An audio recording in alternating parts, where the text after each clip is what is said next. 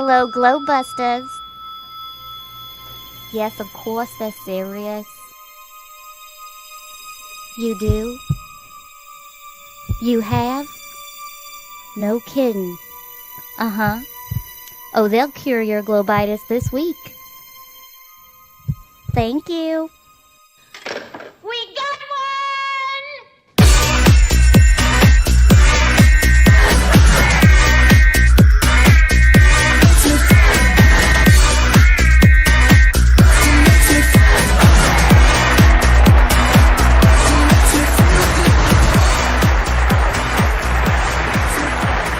Ladies and gentlemen, it's the Globebusters.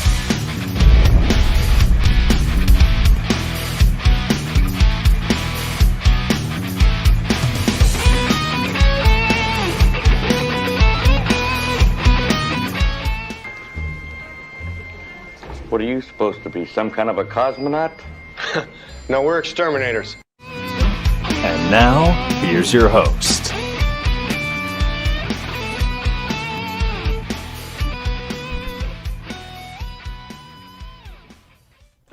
And welcome everybody to Globebusters, Busters United. I am your host, Bob, Xanadude60, and we are back for another Wednesday night show with you guys. Glad to be back. We had some major internet issues last week, which is crazy because it kept going on and offline and online and offline, and I kept having to restart the 24/7 feed. I probably had to do it like 20 times in one day. It was utterly ridiculous. And, and then it's funny. And then once showtime comes and goes, then it just stopped happening. So, I can't believe that they would actually do that, just for us. But sometimes you got to wonder. You really do. Because it's utterly nuts that would even happen. So, but anyway, we dealt with it. And we're back this week. I'm glad to be back. And we've got some great guests for you today. And a really good show. I think it's going to be a lot of fun. Now, one thing I will say, guys, is we are broadcasting this on 3 platforms. Currently, we are broadcasting on YouTube. We are also broadcasting on D-Live, and we are also broadcasting on Rokfin. And the Rokfin show has been set to free mode, and anybody can watch it. You don't have to be a member or anything like that. You can just watch it. And of course, the reason I did that is because, if you guys know much about our guests, Spacebusters, they kind of started out, well, they cover all kinds of stuff, honestly, but some of the more recent stuff is information that is absolutely forbidden by YouTube to even talk about. And we all know what happens to those channels that dare talk about it. They wind up not having a channel anymore. So they have basically put a lot of their information up on different channels. Of course, I've got the Spacebusters channel here on YouTube. Let's see, where's the other ones? We've got the BitChute channel, and gosh, you got several of them, Steve. So we'll we got Odyssey as well. We're also on YouTube, and Odyssey and BitChute are the 2 big ones. Ah, that's right. HugeTube. I have never even heard of HugeTube. What do they name that after Donald Trump or what? It's huge. Yeah, but you only get, like 500 or 1,000 views when, it's a little platform. Oh, okay. Well, that's cool. I'll have to check it out because I looked at that and that's the first thing I thought of. HugeTube is it's like they got to be making fun of Trump. So crazy. So anyway, so we're going to talk about a couple of things that are YouTube safe. We're going to, give a shout out to our best buddy Wolfie6020, who gave us some information this week that Jeran and I went over on Sunday. And I'm going to kind of recover that again today because we also had Flat Earth, Banjo, Japan. I can't remember all of the rest of his channel names, but he kind of summarized exactly what we did, and he came out with a video. It's not listed currently. It's unlisted right now unless you watch it through David's app, and we all know what the app is. But I'm going to go ahead and play it for everybody today. And basically what it's showing us is a very nice kind of overview of what Jeran and I talked about on Sunday. about what it actually did for us. And I think, and the reason I want to give a shout out to Wolfie6020 and thank him so much is because honestly, if he hadn't have done that, we probably would have let it completely go by us. But when we saw that and we evaluated it and we looked at some things on there, it absolutely threw the entire globe model under the bus, but busted it dead to rights. And we were just blown away, right? Couldn't believe it. So, I know that his higher ups probably aren't going to be very happy with him about that, but oh well. But so anyway, thank you, Wolfie, that you did Flat Earth a great service. So we just want to give you a shout out for that. So we'll cover that. And then I think Zack also said something about William Shatner just came back from his little space trip. And apparently there's really no pictures to be had. Gee, imagine that. Can you imagine that, going up there and not having any pictures? But we'll have to see how that goes. So anyway, lots of stuff to talk about. But before we do that, let's go ahead and introduce the panel today. First up is Mr. Zack Zabala from Good Times for All. How you doing today, Zack? Hey, Bob. Hey, everybody. Doing good. Another beautiful day here in South Carolina. I was hoping to see something with the Shatner thing. Maybe they were going to show, when you see the video, it's ridiculous. We could have made it here in the garage for $20 probably, maybe 30, with the little flakes flying off and whatnot. But yeah, it was a joke. It was really sad, and they didn't show us anything that NASA shows us every single time.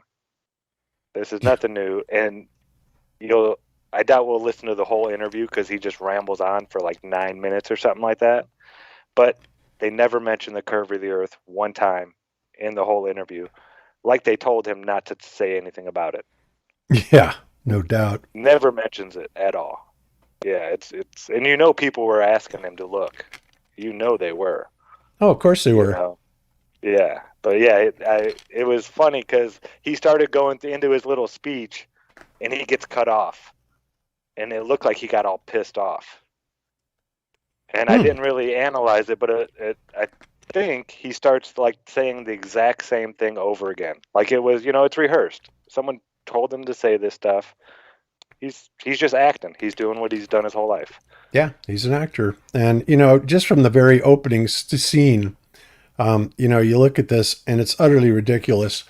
When it takes off, first of all, you have to wonder, how did they get this footage?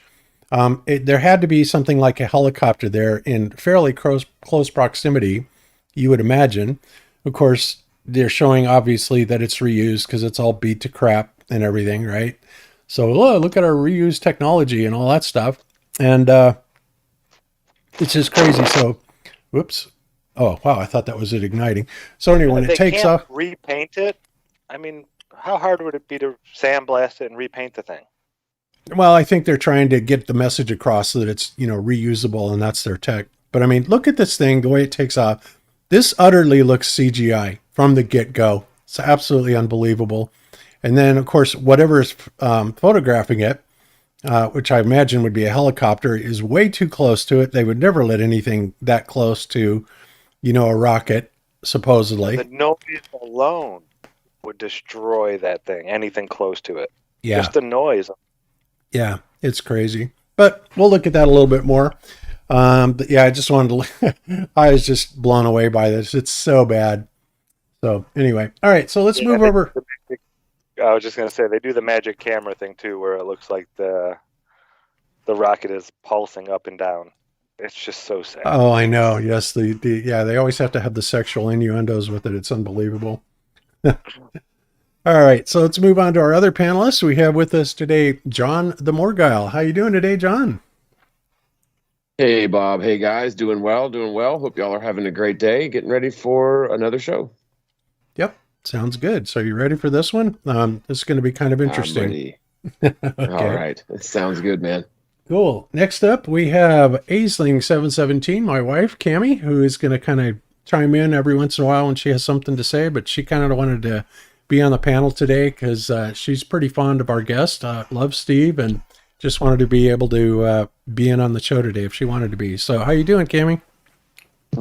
Oh, very good, and you nailed it. That's exactly right. I'm very, very fond of Steve Falconer and all of his work. talk that they do at Spacebusters. So any opportunity to talk to Steve is a good one. Thanks Yep. for having me. Yeah, no problem. Yes, I know. And I totally agree. It's been way too long since we had Steve and Ross on. And unfortunately, Ross could not make it today. He had some things going on, but we will plan another one with Ross in the very near future. But until then, we do have Steve Falconer with us and from the Spacebusters Channel. And how are you doing, Steve? No pressure. I love talking to Cami too, but I have to research 20 hours every time we have a conversation. Yeah, I kind of noticed that. It's like you'll talk to Cami and then you'll make a new video and you know, I can see hints of my wife's research in there, you know? Yeah, she just makes me feel stupid. Hey, but did you hear the big news? What's that? The Earth is flat. Who I knew? heard that. Yeah. That's absolutely I'm looking amazing. forward. It's going to be a great show. Thanks for having me back again. Awesome. Well, we're glad you're here and got lots of stuff to cover today. And like I said, we're going to cover the easy stuff first, the more related to flat Earth type of kind of stuff. And then we're going to go over we're going to shut down the YouTube side and go over to Rokfin and D-Live and carry on the rest of the show from there. And like I said, everybody, those shows are free and unlocked, so anybody can watch them without having to have a subscription or anything like that. The show links are in the description of this video. They're already in there, so you'll be able to go there. Plus, we'll be pasting them in when we switch over. But it's going to be a little bit before we do that. So let's go ahead. And so, Zach, let's go ahead and go back to this. You said that you watched this launch today, and this is really freaking pathetic. I mean, this is what they got. Pretty much it. This is what they show you. They don't show you inside a capsule. They'll show you this one and that other one, and that's it. That's pretty much the whole launch. Is that supposed to be the Earth spinning? Well, I think it's the rocket spinning. Oh, okay. I'm going to say, geez, that's hauling ass. One from the ground detaching there, and it's showing that thing detaching. But yeah, it's not really doing anything. Yeah, and supposedly, the capsule's still going up, but I don't know. That other rocket is still going up as well. I don't know. And that's it. That's all they show. That's until it nuts. starts coming back down. Yeah. Then they show the CGI landing thing, which we've seen it a bunch of times. Yeah. Oh yeah. Look, here it comes. Just look at that. This is just so pathetic. And you know, you would think that if nothing else, I mean, this may be real. Look at the what? Can you replay that? Look at the fire. I know. Let me back it up just a bit here. Okay, here it comes. It's kind of wobbling everywhere.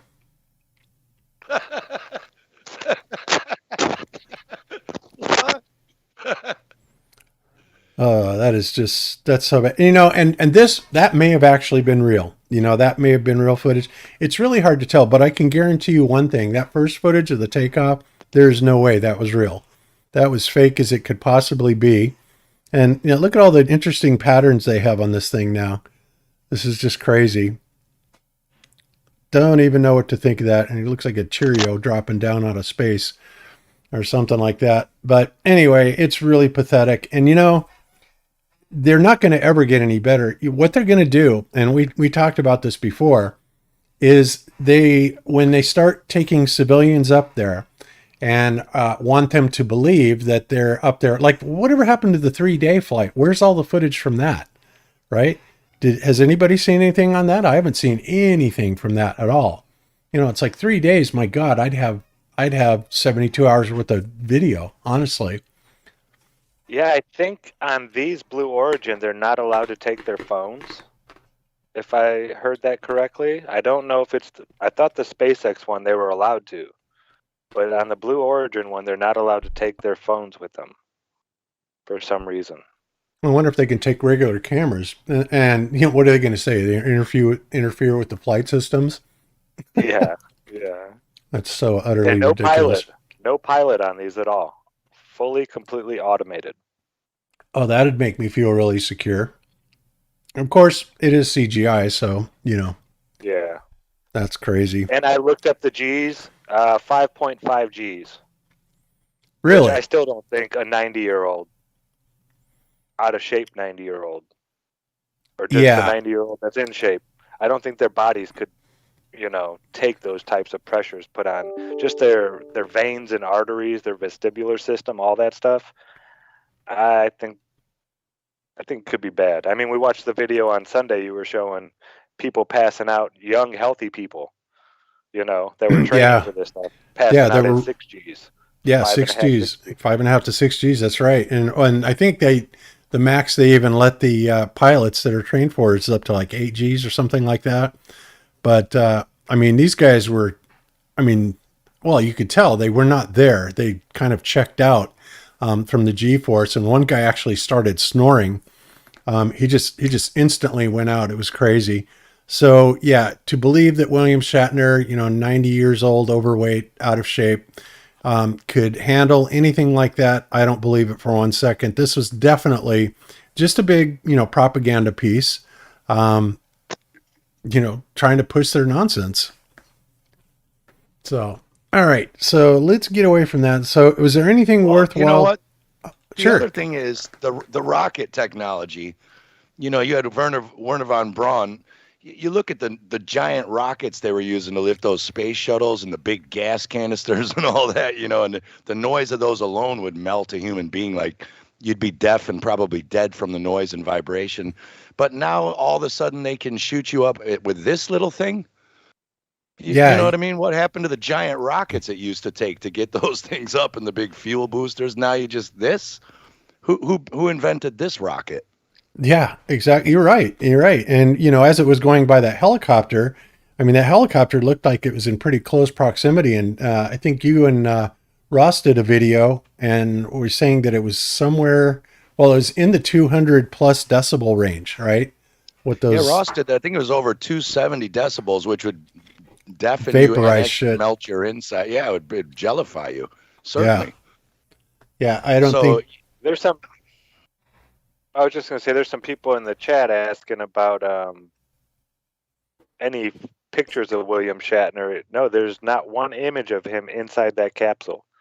Maybe before the launch. They show him walking in. There he is right there walking. Yeah. But once it starts and gets ready to go, they don't show inside the cockpit at all, beginning to end. Even for the promo, I saw they photoshopped his head over the Jeff Bezos picture, and they used a picture of Shatner from some other show that he did, and they just photoshopped his head over Jeff Bezos in the spacesuit. Wow. God, that's so bad. These guys really have no shame whatsoever, but it's, it's what they swear an oath to, when they join these secret societies. It's all about the illusion that they put up for our benefit. And, it's amazing. They think that they are so much smarter. And God, by the looks of it, it seems like they really are, because so many people are unable to see through this ruse. It really kind of makes you lose faith in humanity. You know what I think, though? Like, the younger generation is who they're after. Because our generation, we grew up, we were watching 60s and 70s movies. We didn't have CGI yet. We saw, King Kong, the original stuff. It was pretty bad. And then we watched the evolution of CGI. But the kids grew up on high-def tech TV and CGI. So to them, this stuff looks as real as Jurassic Park did to us when we didn't know any better. Do you know what I mean? When we was, those bad movies in the 80s with bad effects. To us, we could still get lost in it. Yeah. Yeah, I think true. The kids get lost in this because this is what they grow up on, whereas we've seen the evolution of this. So to us, we could see the fire on that landing and say, that's fake as fuck, obviously. Yeah, it ain't happening. I totally agree. You're right. And plus a willingness to believe, they want to believe. And, when you're watching this stuff, just as an everyday person, you are not constantly, it's not like you have your flat earth friend sitting right next to you saying, now look at that very, very carefully. Does that really look real? And to have them scrutinize it. Otherwise, they pay about as much attention to that as most people do to anything. And people have like virtually zero attention span these days, So, they're barely paying attention to it, let alone scrutinizing it. And that's, like I said, that's scary because then it imprints, they accept it. It's like they turn off, their any skepticism is automatically turned off, and they're just ready to accept it, and they do. It's just freaky. I think you nailed it. You need a reason, though. I just sent you a link in the show notes.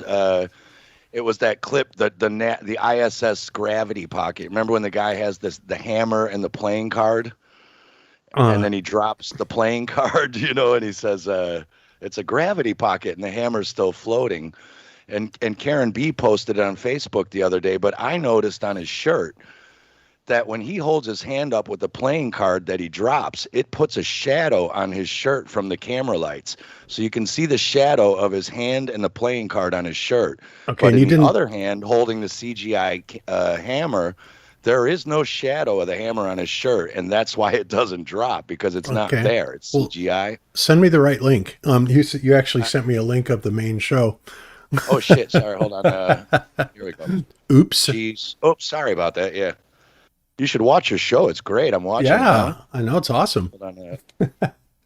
And I think, there you go. Sorry. And I think it is like you're saying, if you don't know you should be looking out for this stuff, then you don't look for it. See how his left hand has a shadow of the card in his arm?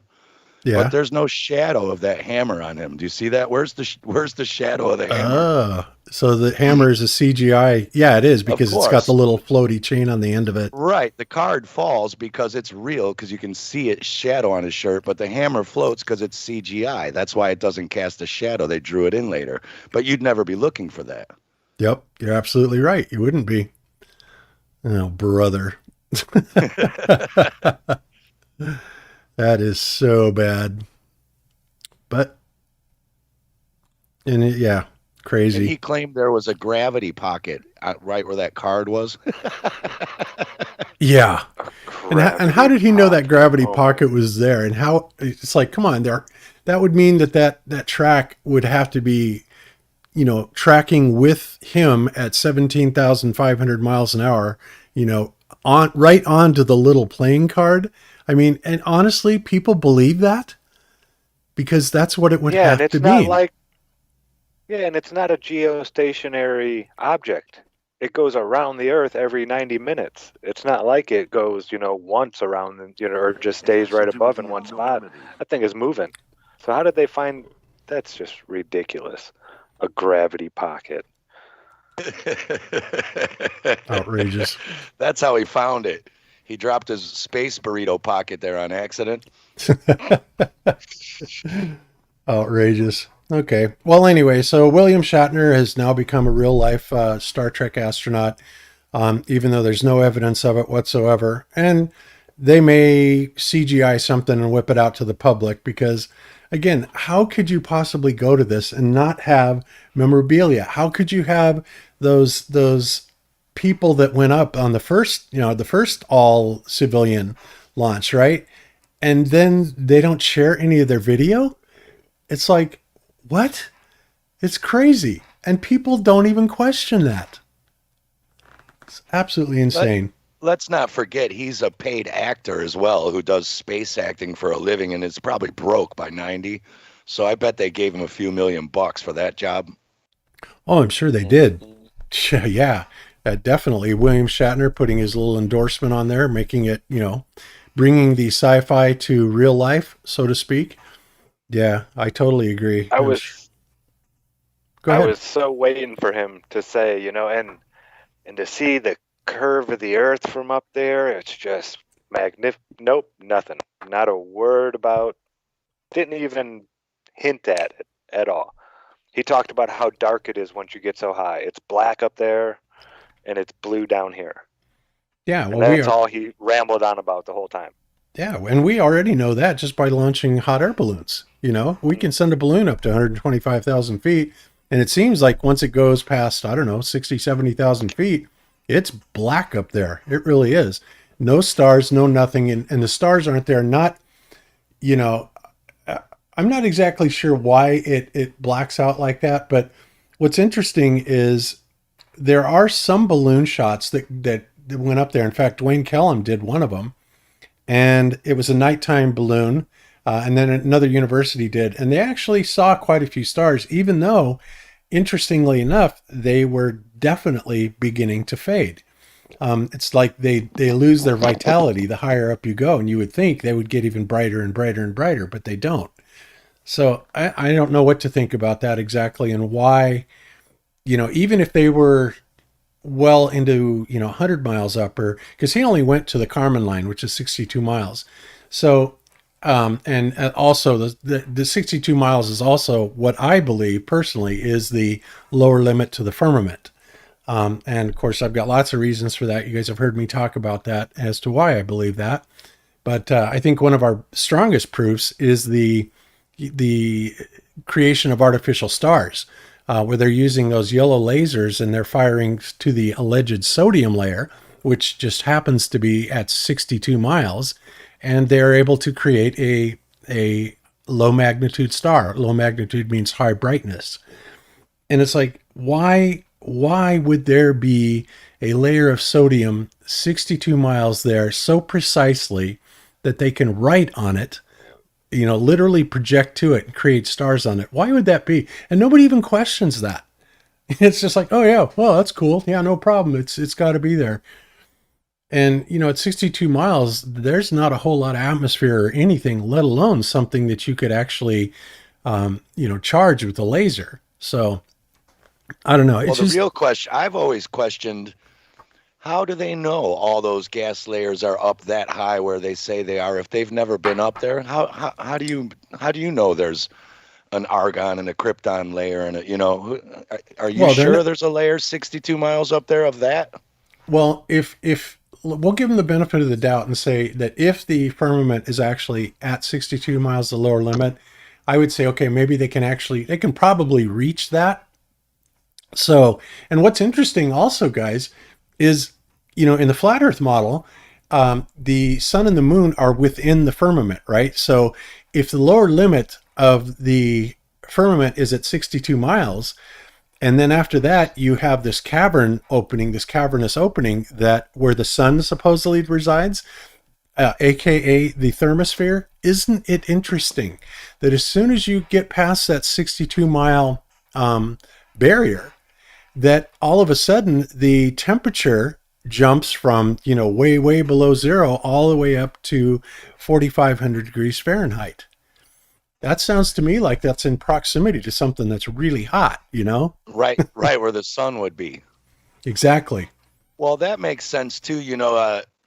I like the theory. I like the theory that the sun is higher up in the neon belt because it's orange, and neon gas excited is orange, and that the moon is lower in the krypton belt because it's white and gives off cold heat with like krypton.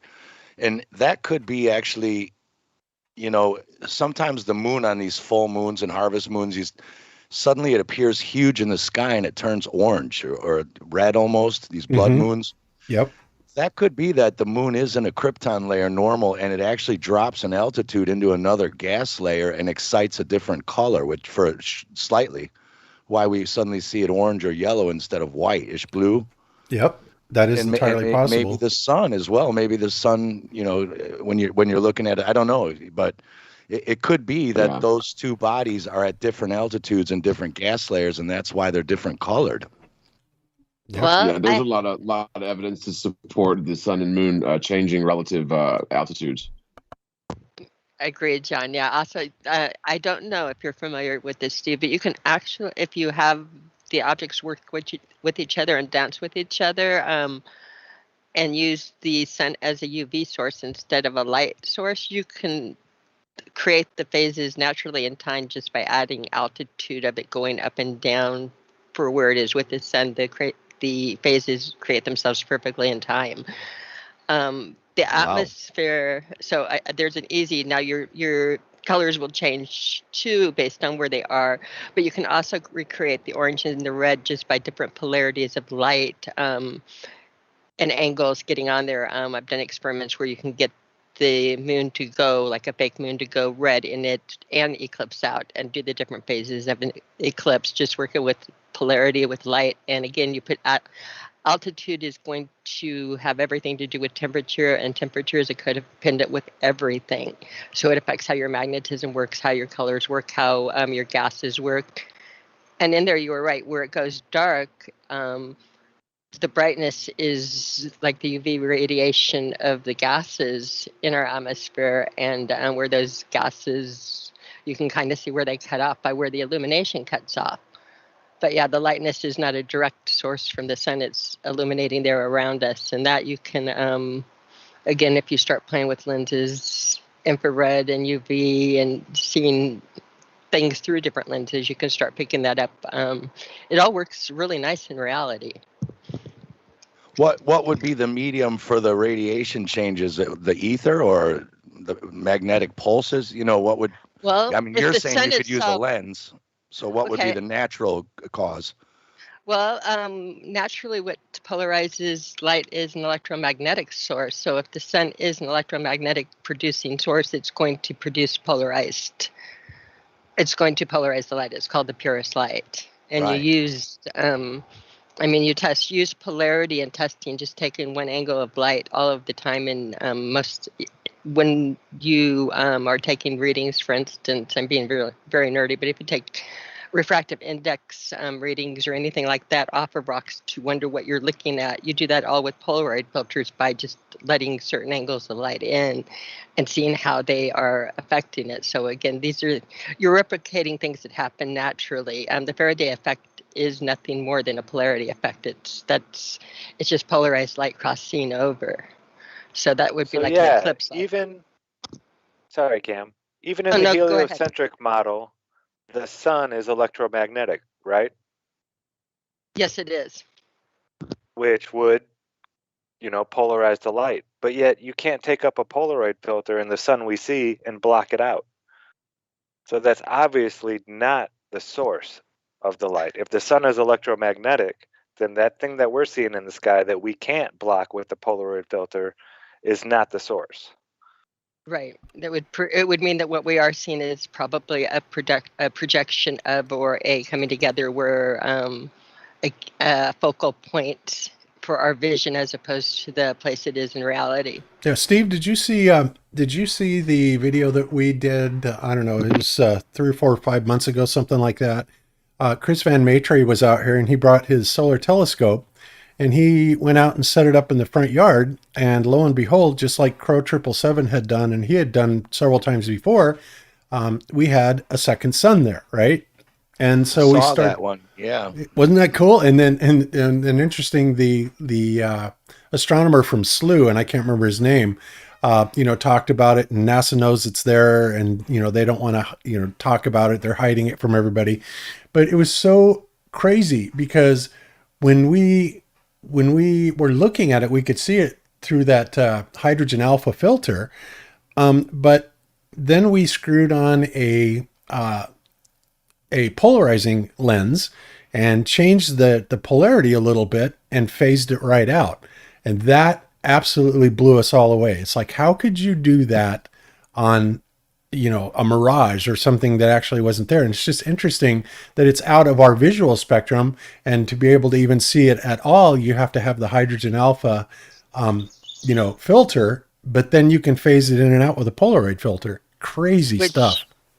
Which again, if you're not familiar with that and a Polaroid filter, it would be an easiest way for people to visualize on how remarkable this is picture some blinds on your window, horizontal blinds, and open them so they're halfway, so exactly halfway open, and take them and turn them around looking them through there. And as you look through them, you'll see different angles, but you'll never make anything black out. Add a second pair of blinds or a second polarized, like linear space to it. Now play with the two in tandem, and you'll find that when you have them exactly 90 degrees perpendicular, you will phase out everything and no light will get through. Well, imagine taking a pair of blinds in front of, that we did. We attached one set of blinds to the front of the telescope, and that's really what it is a set of blinds, polarized light, just small lines going through it. We were able to selectively eclipse out one spot in the sky without it hitting anything else, meaning that the sun that we saw would not eclipse out the things around it, but that one little area was polarized. It was reacting like another Polaroid filter. So either A, somebody was up in the sky holding a little round Polaroid filter, or B, which I don't think was happening, just right over that spot, or B, that spot itself was electromagnetic, creating its own, creating the polarized light source. I vote B. I voted B too. So, but when you vote B, you run into things because by doing that, that is a physicality that can't be. I mean, that's not where you could look at the sun and say that's a projection or an aberration or a focal point. If you can get it to polarize out like that, all of a sudden you're working with a tangible object, something that properties would not exist on a projection or on a thing under the way we did multiple conditions where we switched the angle, the viewing time, the locations, and still got the same results. Now, they said it was internal mirrors in the telescope doing it. Yeah, Wolfie tried to convince everybody that we just didn't know how to tune it out. There's a little fine tuner knob that basically just changes the angle of one of the internal mirrors, and for when you get that type of condition. And yeah, we absolutely were able to remove it that way, but then we could physically pan down to where this other aberration was, right? And then that was clearly something that was actually there, because we could phase it out, polarize it right out. Crazy. Right. That reminded me of the Black Sun, and the Freemasons say there are 7 black suns actually, or 6 others, and then the visual. And I as soon as I saw your video, I thought you caught one of those other ones on camera. Well, we may have caught more than one. I mean, it's hard to tell because they do appear to show up in different relative locations to the sun in different places in the country that Chris and Crow have caught this. So it may be that we're actually looking at different, dark suns or black suns, if you will. Well, Black Sun would be a good name for a sun you don't see without a technology that you are using. And I'm convinced that the Tartarian, if you want to call it, or Lemurian, the last technology before the reset, they had this stuff. They would have seen this stuff. Yes. Well, yeah, they definitely they know what these are. There's a book out there you can get every year. They put it out. It's called The Ephemeris. And it tells you where, the moon is going to be in its grander cycle. It has its 18-year cycle. It'll tell you where all the planets are going to be and other celestial bodies, it says. And it'll even say on the cover of some of them, Lilith. And Lilith is a black sun. They know exactly where it is. It doesn't have anything to do with eclipses. It's never lined up right in that right spot to actually cause the eclipse. But there's a dark hole out there that covers stuff up as it goes by, stars and whatnot, and they don't know what it is. They don't talk about it, but they call it Lilith, and they'll write it in the ephemeris every year exactly where it's going to be. You could go look up exactly where it is tonight in the sky. That's pretty interesting because Lilith is Adam's wife, right? And Eve is actually Adam's daughter. So I thought Lilith was his name. first. I thought Lilith was his first wife, and Eve was his second. Eve is his daughter. Well, yeah, apparently, I thought alternative researchers were saying Lilith was the wife, and she died when they escaped Atlantis or wherever they come from to get to the Eden, and Eve was the daughter. That might make sense why they're not supposed to be walking around naked together. Could be. Oh, that's a whole new take on things I haven't heard. Hey, I wanted to. Well, but getting back to the pressure, the gas layers, they never address this. If there are layers of gas, different gas, you have to be in an enclosed pressurized system. That doesn't happen on a ball with space between it. Of course not. Yeah, you have to have a contained system. Regardless, you can't have it up against a vacuum. Reality doesn't work that way. I wanted to ask this panel too. I wish Ross was on. We talk a lot about the layer the clouds always sit on. Do you notice the clouds never come down past this one layer? It's the exact height where all the tabletop mountains are cut off, where people say they were trees sawed down. When it starts to rain, it bulges a little under the layer. And I think this is what they're bouncing all their harps and things off of. We have been researching and trying to find the name of this layer, why it's always the same. We cannot find anything about it. Do you guys know anything about that? I have never even heard of that. That's very interesting.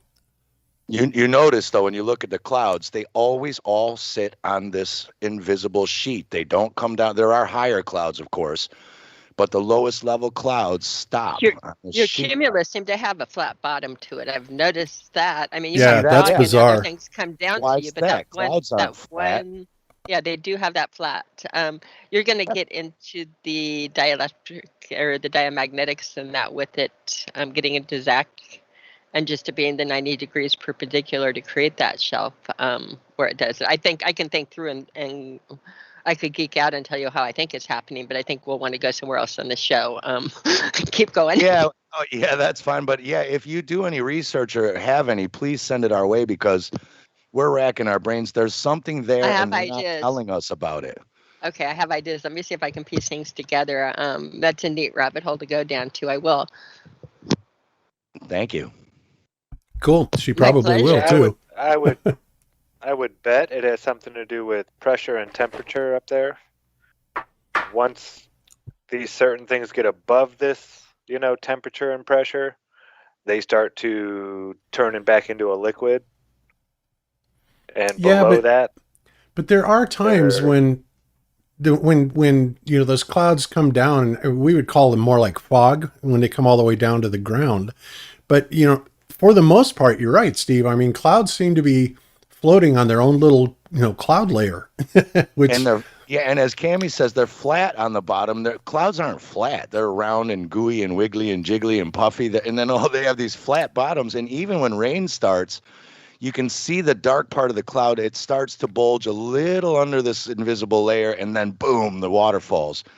But when you look, they are all at the same level. Now, the question is, we don't know because we can't measure. Does that level rise and fall? But it seems to be a flat level all the way down. As far as you look, those clouds are at the exact same altitude at the bottom, all of them, every day. Whether that altitude changes or not, I don't know. But we're wondering, what is that? And we think that is what they're really bouncing all of this radio tech. Like, I went to radio broadcasting school. We were told AM radio waves go all the way up to the whatever sphere and all the way down and up and down, and that's why they can go across the ocean.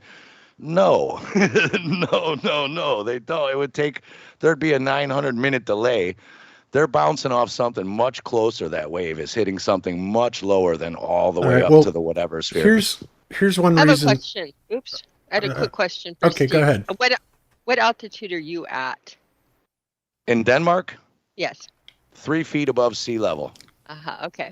Right, I noticed okay, no, I wanted to see. I wanted to see where you're doing it and doing that too. I noticed that a lot more in Denver than I do here, and I just wanted to see if altitude was a place to start, and apparently not. Well, and obviously it has to do with above ground level too, right? Right. And it has nothing to do with sea level. Yeah. Mostly, I wanted to roll that out though. Yeah, with respect to ground level. Yeah.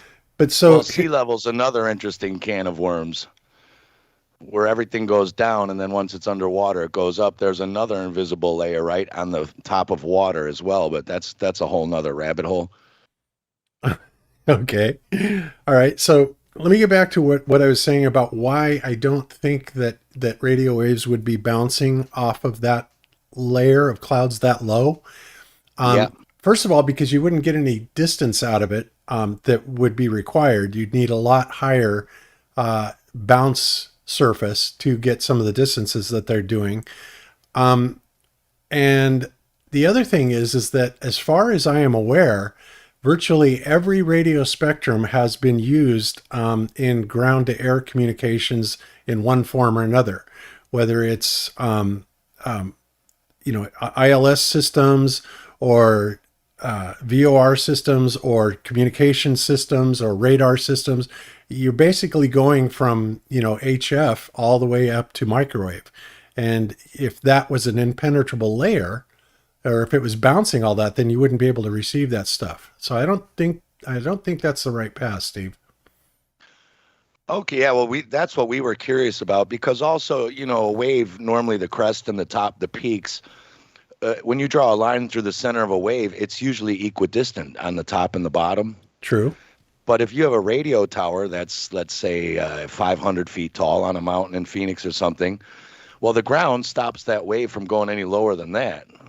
So how can the top of that wave go up miles? And then it's, you know what I'm saying? If you're broadcasting straight across, perpendicular to the ground, parallel to the ground, how can that wave bottom out 500 feet on the bottom and 5 miles or whatever on the top? That's how does that work? It's a good question. I don't know if you would be talking about sidebands on the side of the center carrier. Of course, that would depend on modulation type too. I don't know. That's a good question, Steve. I'll have to think about that. But and the other thing is and I realized this a long time ago. Actually, after I became a flat earther, as a ham, we were always taught that when you work DX or use skip to get to other countries and work other countries, that basically it comes off your Yagi, it goes up, it bounces off the ionosphere, comes down, bounces off the Earth, and then goes back up, bounces off the ionosphere, and that's how it propagates around the Earth. And of course, now I think about that, and I realize that these RF waves are not bouncing off the Earth. In fact, when they hit the Earth, that's it. It's over. The only thing they may be bouncing off of is like metal targets or things on the ground. But once, all electric and electromagnetic emanations will want to naturally return to Earth ground. And that would be what would be happening. Once it hits the ground, that's it. It's absorbed, it's over. So, and that's why they don't really have, they talk about transmitting signals through the Earth, but, I wouldn't imagine that could go very deep, right? So, and it could be even down as far as 8 miles? Isn't that where they ran into the problem where they couldn't dig any deeper? There's something there that is absolutely creating this huge barrier. So maybe that's gives you another 8 miles down into the Earth, and then that's it, right? I don't know. Me neither, but I want to. I know. And the other thing, of course, is in a flat Earth, if we're truly inside of a capacitor, which it appears that we are, and you've got an anode and a cathode and an anode, then what is the source for the cathode? And maybe it's that slurry that they talk about at 8 miles down, that particular level that appears to be charged. They're actually, that's one area that's charged, and then the firmament being the other. And of course, then you got your 100 volts per meter going up to that. So, and then I would say anything in between that would pretty much be open field for radio waves. I don't think it would stop. I really don't think it would stop at, what would a cloud bottom be typically? A couple miles?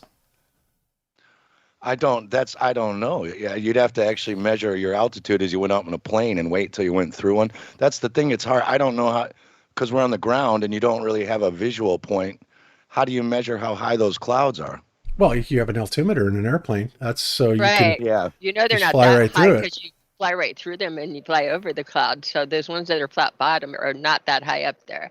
Yeah, and also the cloud ceilings do change, but it's usually. I think it's up pressure and humidity. I think it's all going to be in a formula on there.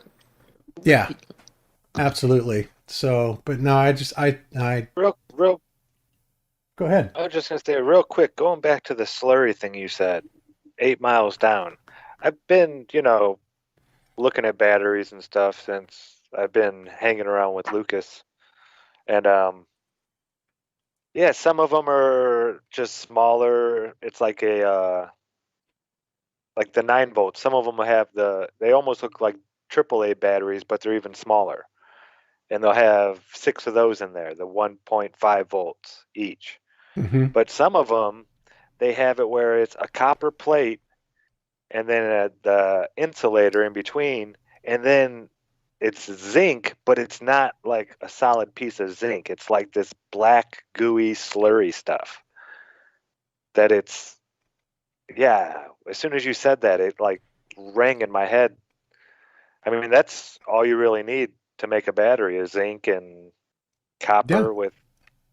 Exactly, and then the ocean's acting as, doing their part. And the air even. Yeah, the air. Everything is an insulator, pretty much, in between these two layers. That's crazy. just... God, how do we get on this topic? Hey, what about this Antarctica flight you were going to talk about? I'm interested in this. Okay, let's go for that. I was just going to switch over to that. So, Save Steve. We know it was you. I know. It was me who did it, so I'm trying to get us back on track. Yeah, it's all your fault. Okay, so what this is the video that Wolfie 6020 came out with. And of course, he says Qantas and the Flying Kangaroo laughs at flat earthers with QF-14, Aziza to Darwin via Antarctica. So basically what he says in this, well, I'll just go ahead and play the video. It's only a couple minutes long. So let's just play it and then we'll go through it and we will issue our response to this. So just a quick video to make you aware of this Qantas flight, QF-14, which is departing in less than 2 hours, and it is traveling. Now, mind you, he put this video out before this flight even left. So somebody was tickling his cage saying, hey, you know what? You gotta bomb the flat earthers with this one, which I think was a mistake, frankly, because what we got out of it was priceless. But let's continue on. Traveling between Ezeiza in Argentina and Darwin, Australia, a non-stop flight of more than 9,000 miles. There you can see the estimated flight time is 17 hours and 50 minutes. If you have a paid account on FlightAware, you can actually see the filed route, which is right here. Now when you're looking at this, many of the waypoints are just latitude and longitude coordinates. Oh shit, sorry guys. If you see this type of grouping, M086 F360, that is a speed or altitude change.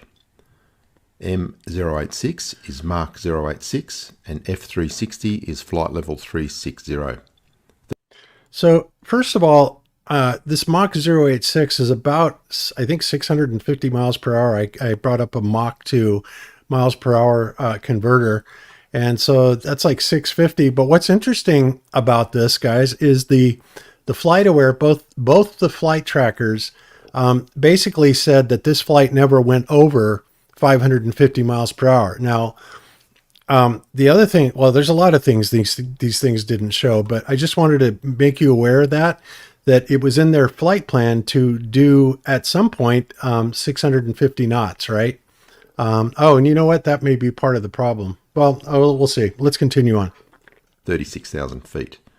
You can see later in the flight, they slow down to Mach 0.85 and climb to flight level 380.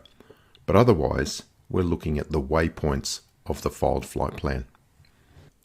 So when the route became available on FlightAware, I loaded it to my 4Flight app, which is the app I use when flying the Global 7500. There you can see the waypoints at the top, and beneath that, a visual depiction of the route on the globe.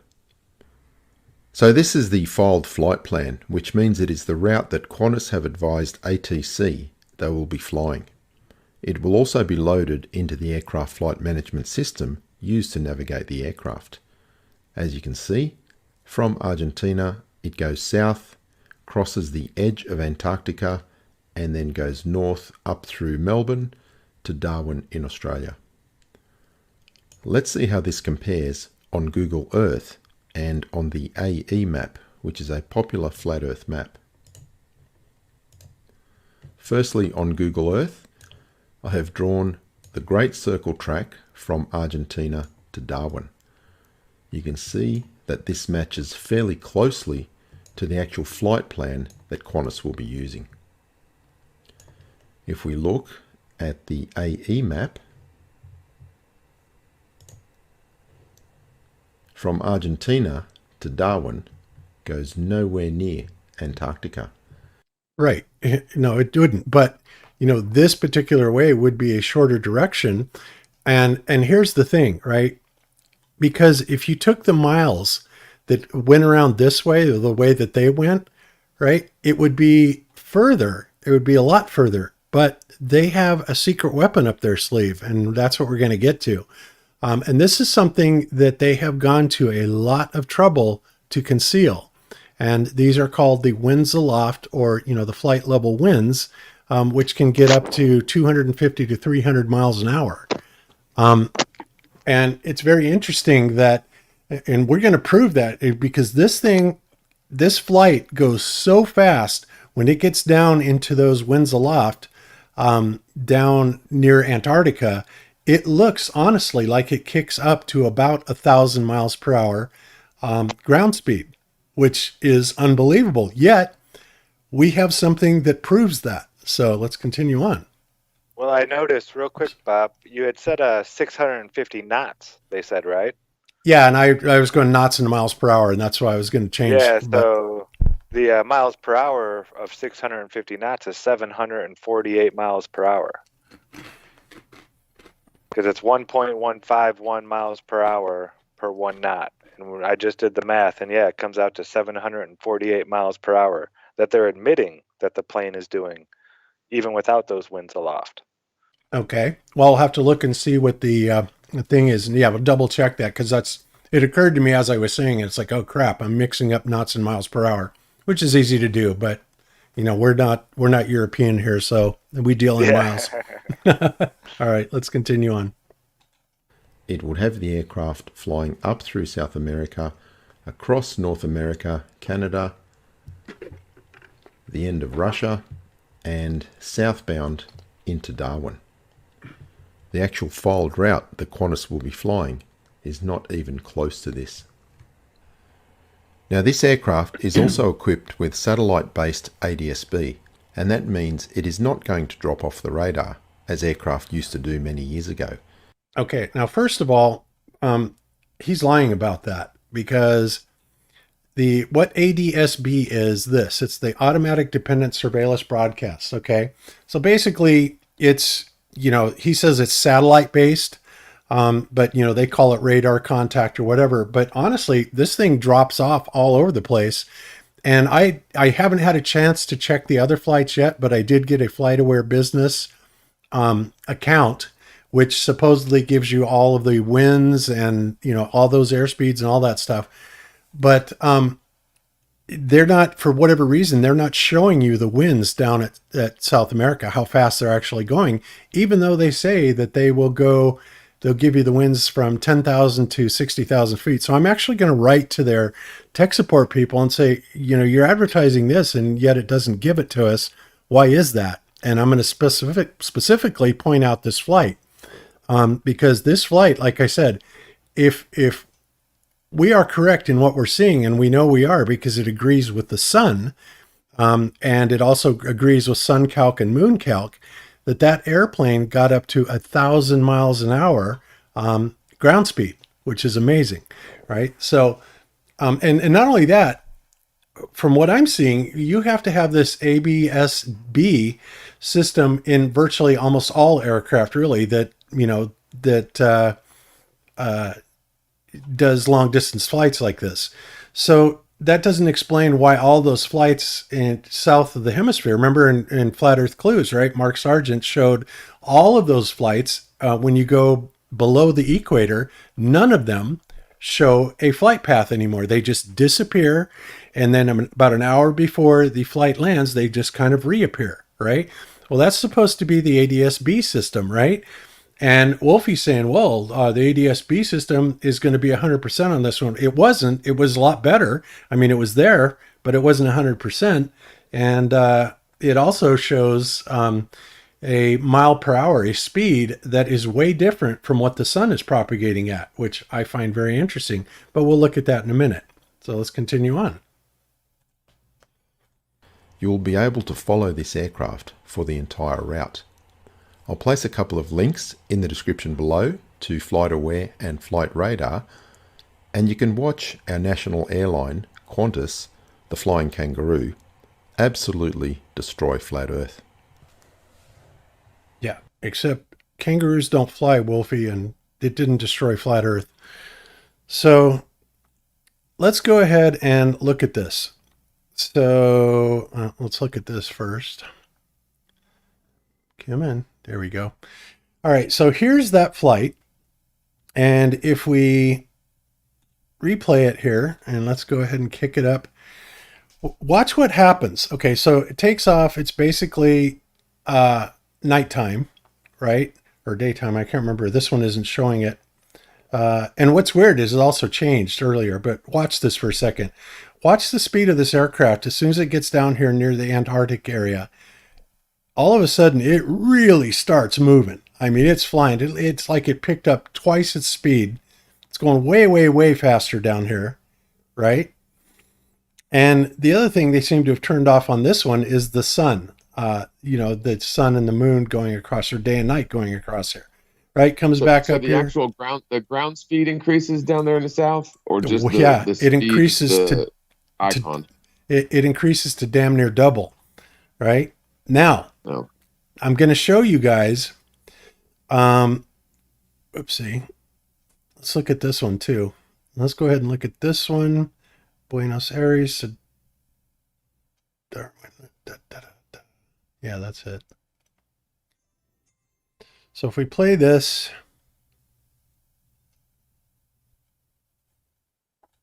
and all right, so it takes off. I don't know how to make this thing go faster. Hang on a second. But you can see this is like normal speed, I think, until we get down here.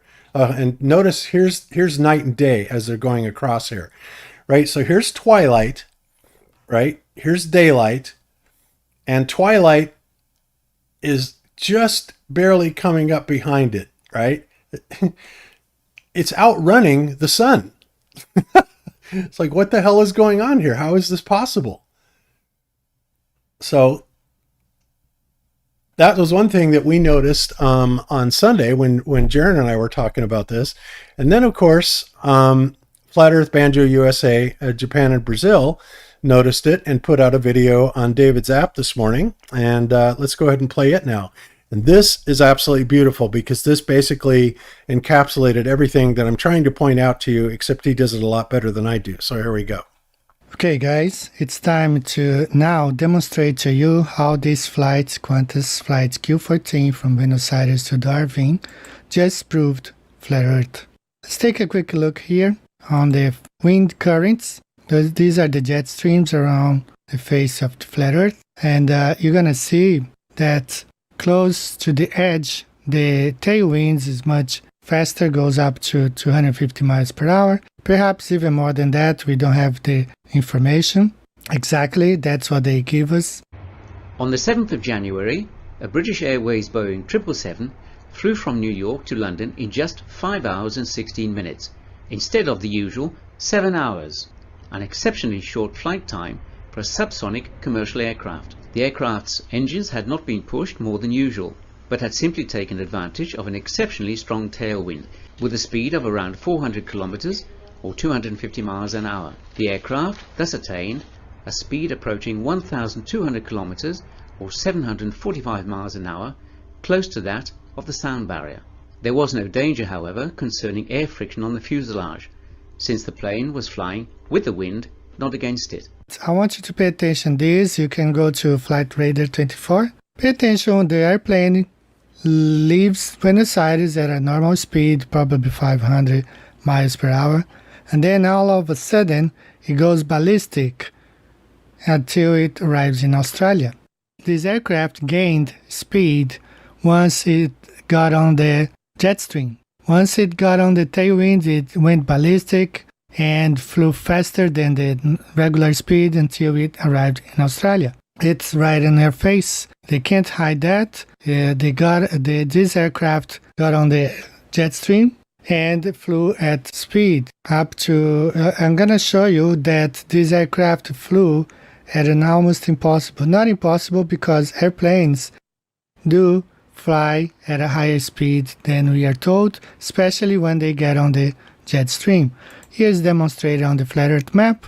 They left Argentina and then got on the jet stream and just took off real fast and just went faster than the regular speed until it arrived in Darwin. And another biggest proof, and I want to thank Jeran and the guys from Globebusters before pointing this out. The greatest proof is right here. This aircraft, it says it left Buenos Aires at 12:28. Now, look, we know on the flat Earth, we average the speed of the sun circulating over the flat Earth at about 1,000 miles per hour, which equals to what the globe believers believe the Earth spins on its axis at 12,000 miles per hour. So pay attention when this aircraft leaves Argentina. The sun, which is faster, the daytime is faster than the speed of the aircraft, should leave the airplane behind, but it does not. It shows that the aircraft is flying at the same speed of the sun. Pay attention, it's always in that edge. It never gets left behind. It follows the sunlight, right? Okay, so what I want to point out to you guys right now, as you can see, it basically tracked with the sun. It overtook it at some points and, was right there with it at other points.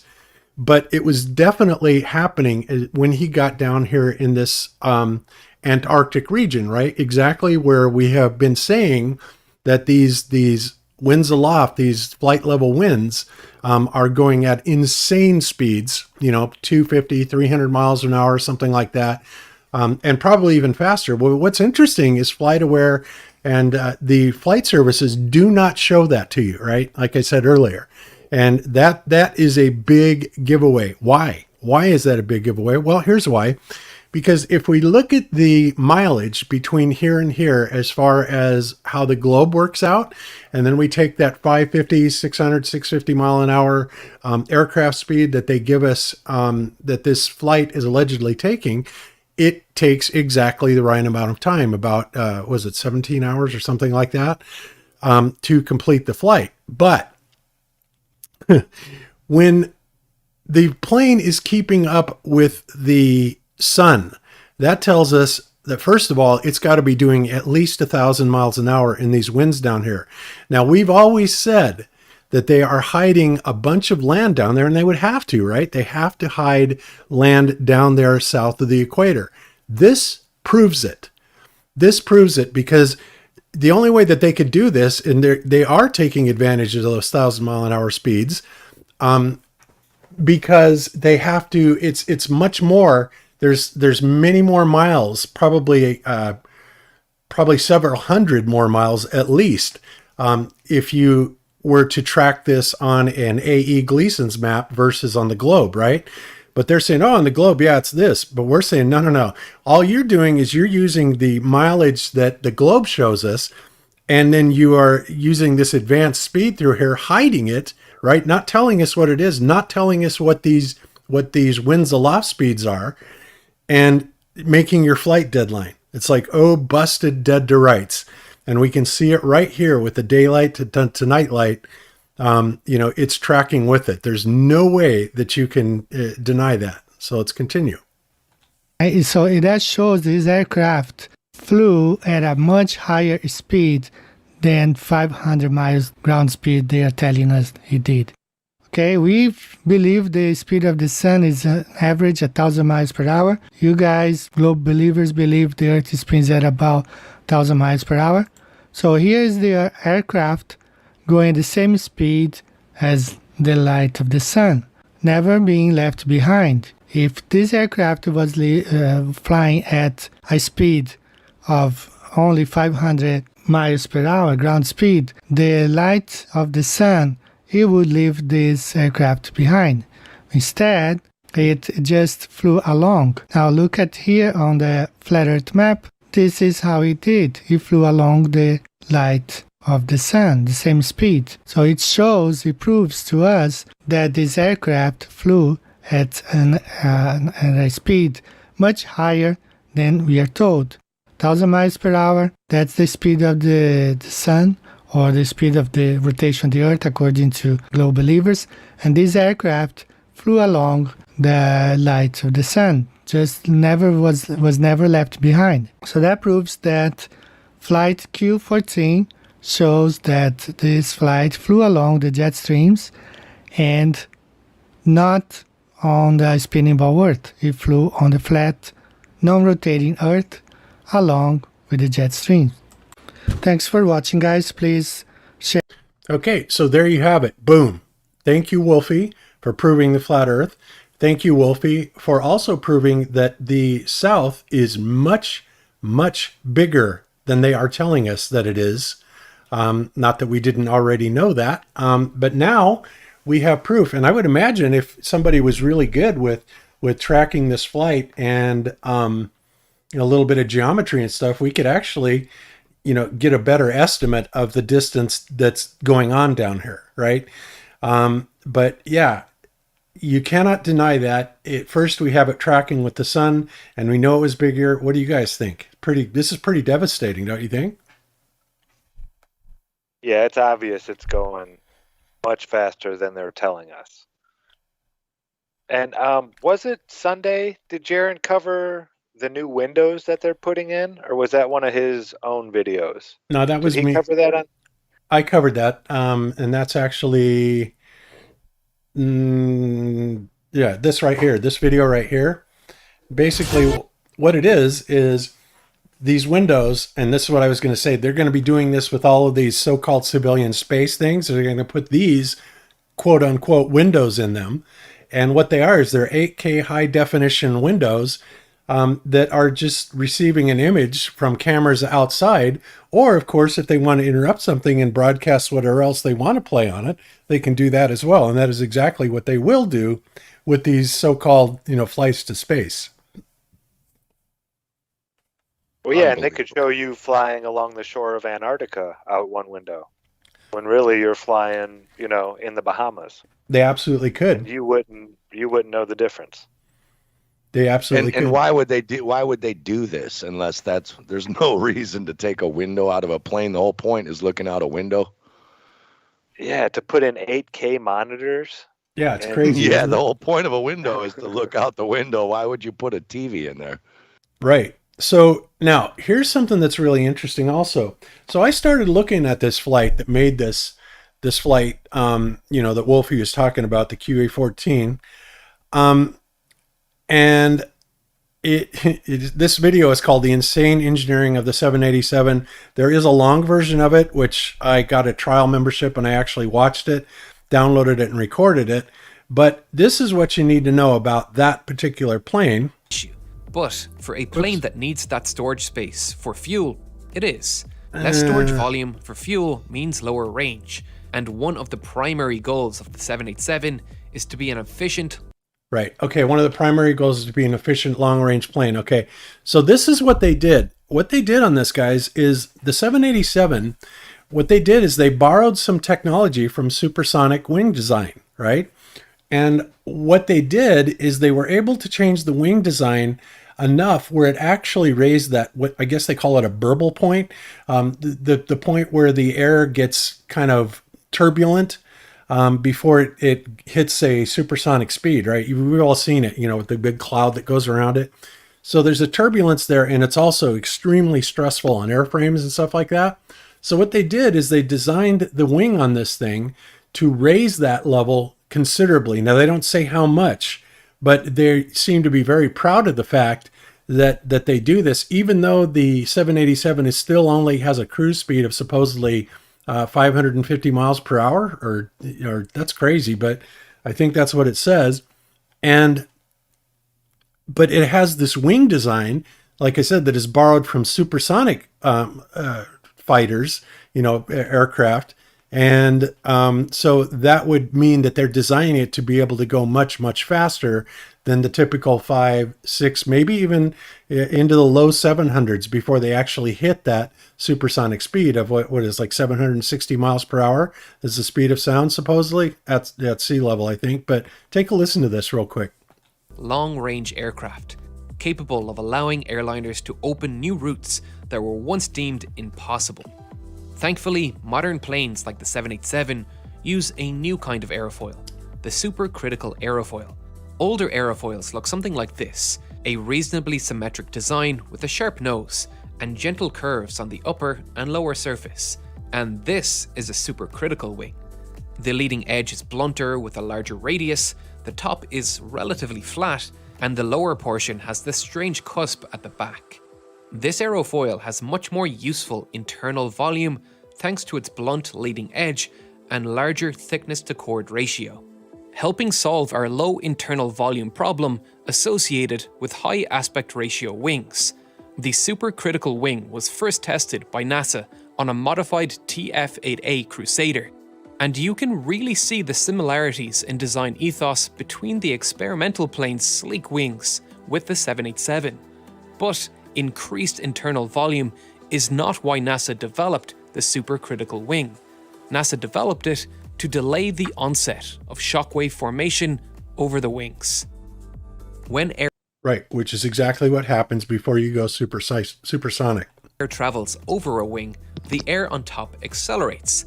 This means that even though the plane itself might be traveling below the speed of sound, the air over the wing may break it and create a shockwave. This shockwave decreases lift and causes an increase in drag. This kind of drag is called wave drag, and planes need to fly below the speed.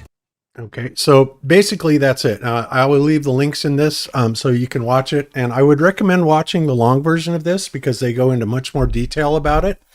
But essentially that's what they're doing, is they're gearing up these larger aircraft to be able to fly closer and closer to supersonic speeds by changing the airfoil on the wing itself. So between the combination of being able to fly probably much, much faster than 550 knots or 550 miles per hour, whatever it is, increasing it maybe close to 200 miles per hour over that, and combining that with a possibly 350 mile per hour winds aloft that's going on down there in the southern hemisphere at the outside edge. Yeah, absolutely. It becomes a lot more plausible. And this is exactly the reason why they hide these winds at those levels. Even though when they advertise that they show all winds available from 10,000 feet to 60,000 feet, and they don't show them. They're lying. So all the evidence is there. Go ahead. I was going to give you another thing and just talking about the SST, because the SST, which we used to, some of us that are older remember the SST supersonic and how you could travel someplace quickly. Now, it was always commercially viable. So they took something out that never lost money commercially, even though it supposedly costs more per seat and had high emissions and increased cost per seat over subsonic. Concorde was always claimed to operate properly. So it's interesting that they took that technology out. And if you look under Wiki and look for SST, to even find the supersonic transport, you have to go way to the bottom of the page. It's not even brought up as something to look into. It's also interesting that in 2016, NASA announced it had signed a contract for the design of modern low-noise SST prototypes, and they've been working with Lockheed Martin Aeronautics on that. So in other words, they take something that was profitable commercially out of service that got you quickly, said it was because of noise concerns and high fuel concerns, and yet they designed one that makes low noise. The problems that you're talking about, the things that would tune in the people, the passengers or the pilots, that this was going on, and worked on building the prototypes in 2016. NASA's budget got behind it. So that's what they're not telling you. And they also want you to believe that, these aircraft are more susceptible to crashing, which is ridiculous. I mean, really, supersonic, just because they go supersonic, they're more susceptible to crashing? Why doesn't our military fleet do that, Right. Again, they created problems and then just took it out of the public side. You forget about it after a generation. And right now, the last flight was on 2003. So we have a generation past. People forget about the business jets and that how you used to fly over the pond, a couple hours, and how quickly you could get things. And now they say it's impossible to fly that fast when it's a joke. Did we lose that technology? Is it a painful process to build it back up? What are they trying to tell us? Yeah. Again, it was common. It was commercial. Anybody could catch the Concorde, and now now they treat subsonic or supersonic as a technology like that we don't have. When Wolfie is talking, saying, "Oh, it couldn't possibly be going that fast or supersonic," when in fact NASA has the design for a low noise SST and had the prototypes and designs and things working on it. That's when it dropped off the spectrum as far as to the people is in 2016 when they signed their little contract and took it off of our radar. And again, look for SST. It doesn't even take you to the page. How fast, Bob? How fast did the SSTs go? How Mach 2. fast is supersonic? Well, it's 760 miles per hour, and they supposedly do Mach 2, so that's 1,500 miles an hour. Yeah, so Now, even if these planes were doing 720 miles an hour and they had the 350-mile-an-hour wind behind their back, they would never have to break the sound barrier, and they could still do over 1,000 miles an hour over the ground. and if they did do break the sound barrier with like the modified wing designs, it's not something that would really set off alarms for any passenger or anybody in there. How would you know? They now had the low noise and the low percussion way of breaking it. So how would you know? Yep, I totally agree. So yeah, and this, of course, is also a reason why they give such a wide gap in these, publicly reported winds, right? We go from 10 hectopascals to 70 to all of a sudden 250. So we've got all these flight levels in between there that for whatever reason, they don't want to show us what those winds are, right? But yet we can see that, when they get red, they get very much into the high speeds and they go perfectly. They track beautifully around the flat earth on the outside, as always, in every mode. So it's very clear that they're trying to cover something up here, and they are absolutely doing it for a reason. And part of that reason is because it's going to expose what's actually going on down here in the southern hemisphere, below the equator. So I think this is really damning evidence. Wolfie really, really blew it when he gave this to us. It's pretty incredible, actually, but it's a very complicated thing to try to get across to regular people. Maybe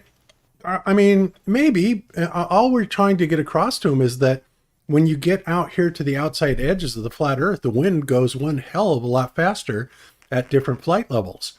And when you do that and you're flying with those jet streams, that you may have an indicated airspeed of 550, 600 miles per hour. But if you are in a 200 mile an hour jet stream, then that's going to kick you up to, 800 miles per hour. And that's all I'm saying. And for whatever reason, they want to hide this from us. Absolutely. Just like they did the AE map itself, right? This projection used to be on earth.nullschool.net, for those of you that remember it. And as soon as the flat earthers started exploiting it, what happened? They claimed, it's got a bug, and they made up all these excuses.